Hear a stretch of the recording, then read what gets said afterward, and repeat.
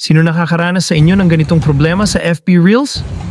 Yung kahit anong piliin mong video sa isang page, yung first video pa rin ang lumalabas tulad nito. Nakakainis, di ba?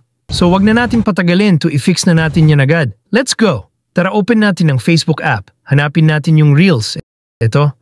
Yan, katulad nito. Kunyari nagustuhan ko tong video na to at gusto ko pang manood ng iba pa niyang videos. Puntahan natin ang page niya. Ayan, so kahit anong video ang i-click natin dyan yun. At yun pa rin ang mag-a-appear.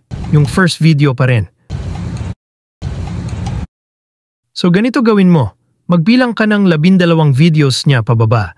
So bilang lang tayo ng 12 videos niya pababa. 1, 2, 3, 4, 5, 6, 7, 8, 9, 10, 11, 12. Then yung pang 12 video na yan, i-click mo. At yan ang magiging susi para mawala yung bug. Pag hindi naman gumana sa unang try tulad nito, balik lang sa taas, then refresh lang. Then balik uli sa pang 12 video niya. Ayan, okay na siya. Kahit anong video na ang piliin mo dyan, ay magpi-play na. So ganun lang, no? Okay, another example. Itong page ni Marvin Agustin. So ayan, kahit anong piliin natin dyan, yung first video pa rin ang nagpi-play. So bilang lang tayo ng 12 videos niya pababa. 1, 2, 3, 4, 5, 6, 7, 8, 9, 10, 11,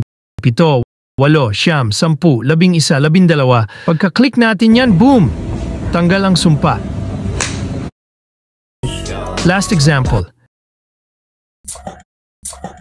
So bilang lang tayo ng 12 videos niya pababa. 1, 2, 3, 4, 5, 6, 7, 8, 9, 10, 11, 12. Oh, di ba? Tanggal ang sumpa. So yun lang, no. Sana nakatulong sa inyo tong video na to.